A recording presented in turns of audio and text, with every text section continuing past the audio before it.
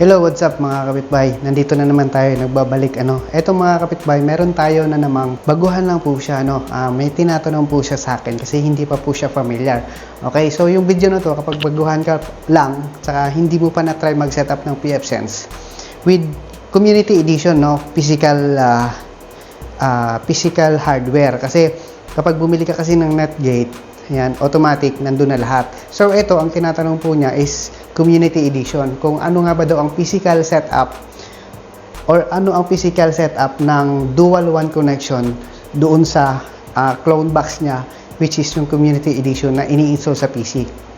Yan po yung tinatanong niya sa akin. Kaya, let's go, pag-uusapan natin. Dahil uwian na naman, sasagutin natin muna yung katanungan ng tropa nating subscriber. Ito, shoutout po pala dyan, sa solid supporters natin sa YouTube. Ayan. So, kung expert ka na, skip the video. Ito, para po to dun sa mga tropa nating IT na baguhan na hindi pa familiar sa setup ng pfSense, which is yung physical setup niya kapag dating sa mga clone PC. Alright? Ipapakita ko sa kanya ngayon kung ano nga ba ang dual WAN setup, yung physical, kung ano yung nakalagay dun sa PC. Explain natin ng konti para malinawan po siya. Alright, so shoutout dyan sa user, So ito, para sa ito yung video na to. Kaya let's go, pag-uusapan natin. Ayan, so tamang-tama, nandito tayo ngayon sa site. Ayan, ito po yung ating isang pfSense. Ito, community edition to. Which is, wag niyo pansinin tong router na to. Spare lang po yan. Ito, clone PC po to. Ayan, clone PC po yan. Itong PC na to mga kapitbahay is i3 ata to, 7th gen. Tapos nilagyan ko siya ng 8 GB na memory. Ayan, yun yung mapapansin. Hindi, sana malinaw, di ba? Yan, 8 GB yung niya, memory. Tapos naka po siya, naka SSD. Ayan, naka SSD po yan. Diyan naka-install yung pfSense natin mismo. Tapos ang tinatanong ng tropa nating IT, ano nga ba ang physical setup? Kung nyo mapapansin mga kapitbahay, ayan, dalawa po yan. Dalawa yung ating internet connection. Yan lang po. Ito yung ating 1.1, ito yung 1.2, ito yung ating pinaka LAN port. Yan, kung nyo mapapansin mga kapitbahay, dito mga kapitbahay, kung nyo mapapansin, dalawa yung ating PCI na gigabit network interface. Ayan, dalawa po yan. Kapag nag-setup ka sa PC, kailangan automatic ang NIC interface mo is dalawa. Default po yun kasi para sa WAN, para sa LAN. Tapos kunwari, marami kang internet connection, pwede kang bumili ng isang PCI NIC na ganito na 4 na yung saksakan, which is 4 gig. Ito kasi tagwa 1 gig lang yan, kaya dalawa. Pwede po yun. Kaya kung yung papansin, nagdedepende din po kasi minsan yun sa PC. Pero yung mga bagong PC ngayon, marami siyang PCI X16, X1. Yan. So sa akin, 3 po yung PCI niya. So pwedeng 3 net card ang pwede kong ilagay. Ayan Ay, 4 pala. Pwede po yun. Ayan. Ito, kasi dalawa lang yung internet namin, kaya dalawa lang yung 1.1 ko. 1.1, 1.2, tapos ito yung pinaka LAN port. Ayan.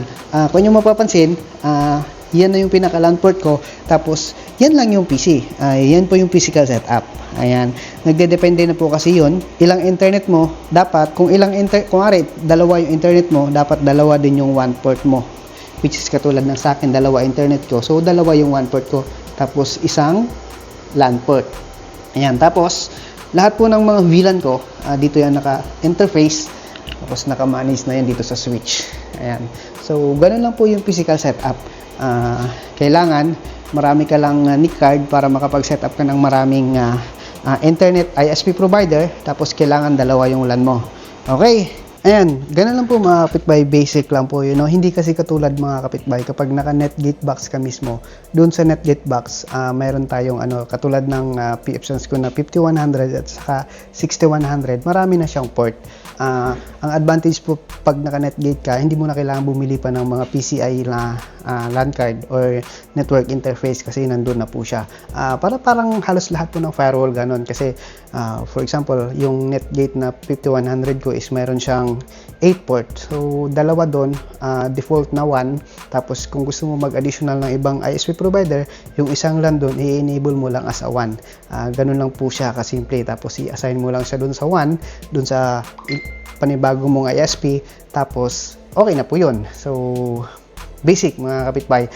Kapag gusto mo mag-setup lang na budget mail, yun po yung nire-recommend natin, which is yung Community Edition, mag-set up ka lang ng desktop, kahit old desktop, basta mataas lang yung memory, which is 1.0 pataas yung processor, kayang-kaya na po nun ng pfSense kasi napakababa lang po ng requirements ng pfSense. Pero nagdedepende pa rin po yun kung saan mo siya i-deploy or kung paano mo siya i-deploy, at saka kung ilang user, at saka kung heavy usage ka, siyempre kailangan taasan mo rin yung specs ng box mo para hindi ma-overload or mag-congest yung iyong Community Edition, kasi nagdedepende po yun kasi sa box mo. Alright, ganun lang, basic.